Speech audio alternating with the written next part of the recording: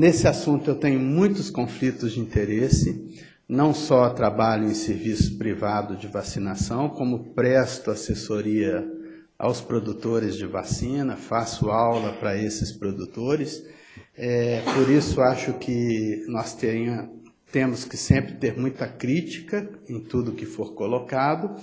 Eu deixo para vocês meu e-mail, qualquer artigo, qualquer questão que vocês quiserem solicitar, é um prazer, uma honra.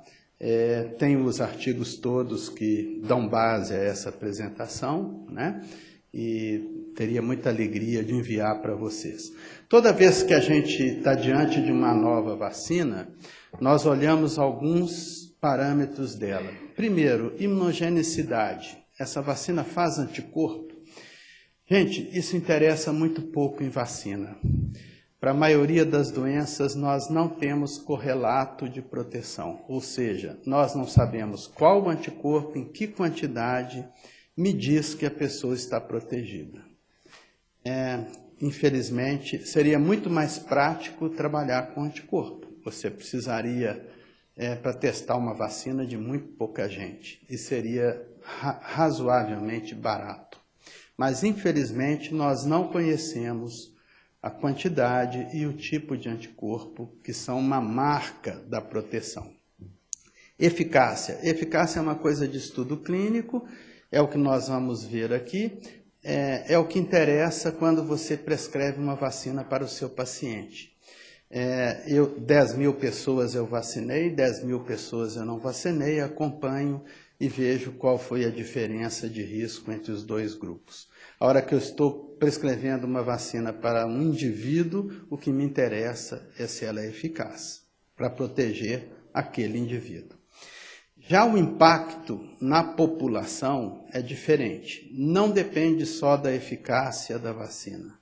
Depende da idade que eu vacino, da forma que eu conservo, qual é a minha cobertura vacinal, se tem mais sorotipos, menos sorotipos. Isso me diz o seguinte: se eu usar esta vacina em determinada idade, com determinada cobertura, eu reduzirei tantos por cento dos casos dessa doença ao final de um ano. Nós não sabemos isso de nenhuma vacina de dengue, porque elas nunca foram utilizadas na população como um todo. Há aqueles otimistas que acham que o impacto vai ser melhor do que o esperado, porque como você diminui a viremia, você infecta menos mosquitos.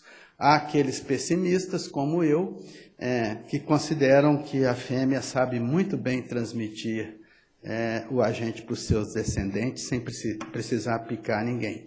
Na primeira reunião para controle de dengue em Minas Gerais, na Secretaria de Estado, eu participei em 1988. Muitos aqui não eram nascidos, para vocês verem a confiança que eu tenho nas nossas ações. O Rodrigo mostrou aqui, só aumentando ano a ano, né? Naquela oportunidade, dengue entrou em Minas Gerais, não com pacientes. Dengue entrou em pneus para reutilização, né? Choveu, molhou o pneu e o Aedes aegypti já nasceu contaminado.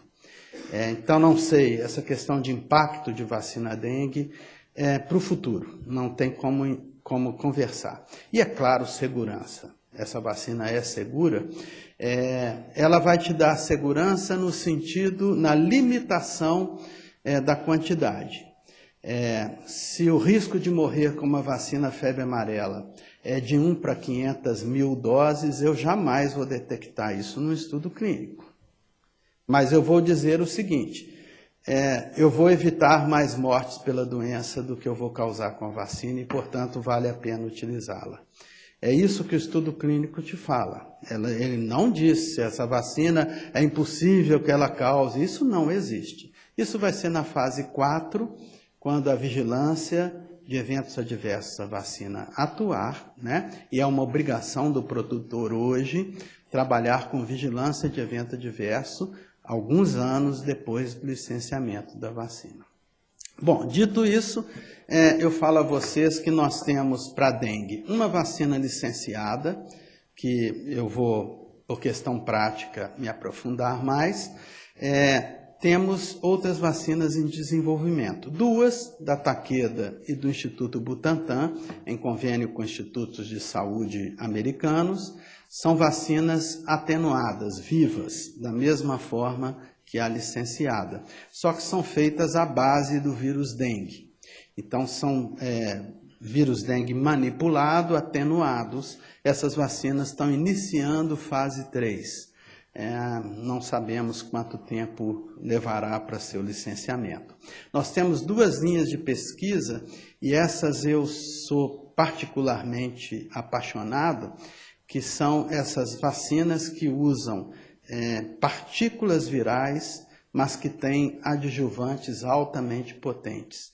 Se eu tivesse dinheiro, infelizmente não tenho, fui trabalhar nessa área, e tivesse que investir alguma coisa, eu investiria sem dúvida na vacina Biomanguinhos GSK, na vacina MSD. Vacinas que não são atenuadas, não são vivas, a possibilidade de produzir isso a baixo custo é fantástica. Uma vacina atenuada que você precisa cultivar o agente para depois atenuá-lo, para produzir vacina, é sempre um desafio. Vejam que, frequentemente, nós temos falta de vacina febre amarela, uma vacina até hoje, né, com esse problema. Havia pesquisas de vacina DNA que foram interrompidas. O que é a vacina atualmente licenciada no Brasil? Deve estar nas clínicas privadas daqui a uns 2 meses. Sanofi Pasteur tentou trabalhar com o vírus dengue. Ele se mostrou instável. Ela abandonou uma fase 3 de vacina feita a partir de vírus dengue e partiu por uma manipulação genética do vírus da vacina febre amarela. Então, a vacina que foi licenciada é o vírus vacinal da febre amarela, só não é cultivado em ovo, é o vírus vacinal da febre amarela, em que você tirou uma fração de RNA dele, colocou uma fração de RNA de vírus dengue, para ele expressar antígenos do dengue 1, do dengue 2, do dengue 3 e do 4. Portanto, é uma vacina tetravalente, né? A gente pode hoje falar tetravalente ou quadrivalente. Eu prefiro tetra, que tetra não é para qualquer um, é uma coisa mais elegante. Então, é uma vacina tetravalente. Ela tem vírus que expressam dengue 1, 2, 3 e 4, feitos a partir da vacina febre amarela. Tá?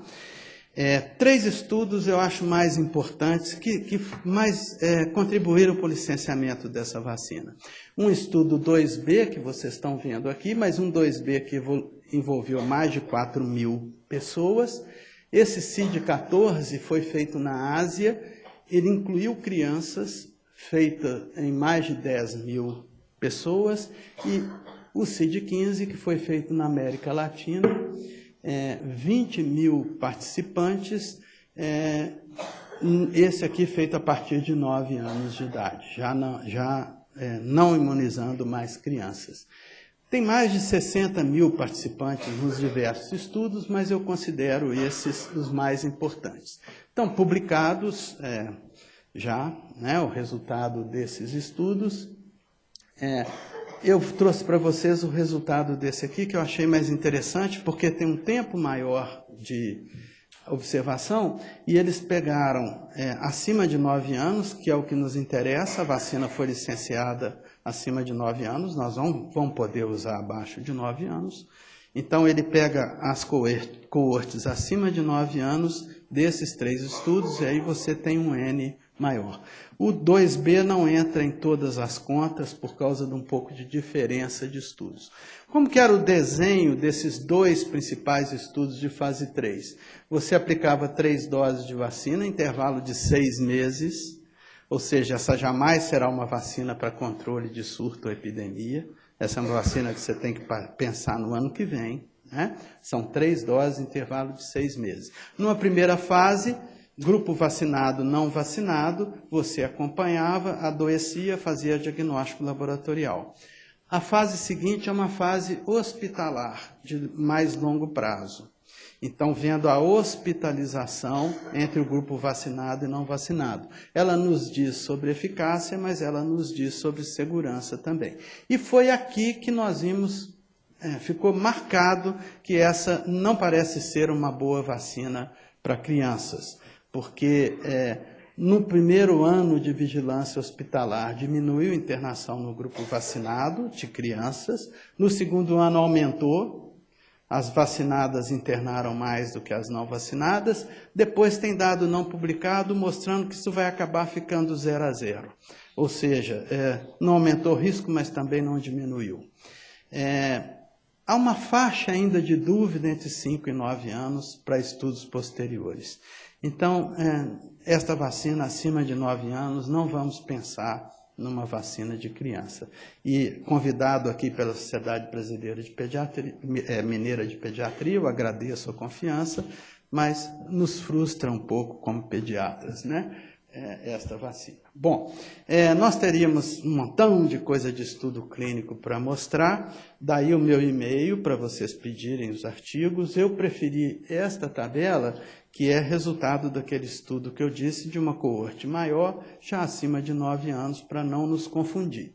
Então, quando você avalia que esses estudos foram multicêntricos, vários países da Ásia, América Latina, incluindo o Brasil, então deu para circular os 4 tipos de vírus. Quando você faz uma média de proteção para esses 4, em torno de 65% para dengue em geral.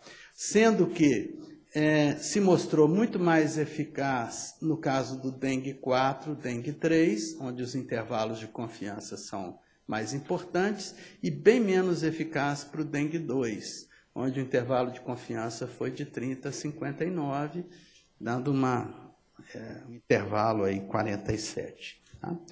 O que essa vacina, no meu ponto de vista, mostrou de melhor, não era o desfecho primário, foi o desfecho secundário do estudo, que foi proteção para dengue grave, febre hemorrágica de dengue e hospitalização, qualquer dos tipos. Tá? E aqui eu digo a vocês, acho que tem que ser crítico em relação a uma pessoa como eu, que participa do boarding dessa vacina, que está acompanhando os estudos desde que começaram, mas tem que ter crítico também aqueles que falam que a vacina não vale nada, que ela não serve para nada. É preferível a gente ler os estudos clínicos, né? Tendo dúvida na interpretação, procura o amigo epidemiologista, interpreta, porque a gente escuta bobagem de todo lado, né? O cara que fala que a vacina resolveu tudo e o cara que fala que a vacina não vale nada. Cuidado, isso não é impacto, isso é eficácia. Eu não estou dizendo que se nós vacinarmos determinada idade, eu vou reduzir 70%, 90% de caso grave. Isso é o que eu posso prometer de diminuição de risco para o indivíduo. Numa população, outros fatores vão intervir e a gente teria que conhecer melhor. A sugestão dentro do Comitê Técnico Assessor de Imunização do PNI, é que essa vacina seja utilizada numa região endêmica, para a gente ter uma ideia melhor de impacto, quanto eu investi, quanto eu economizei, quantos casos eu diminuí de internação.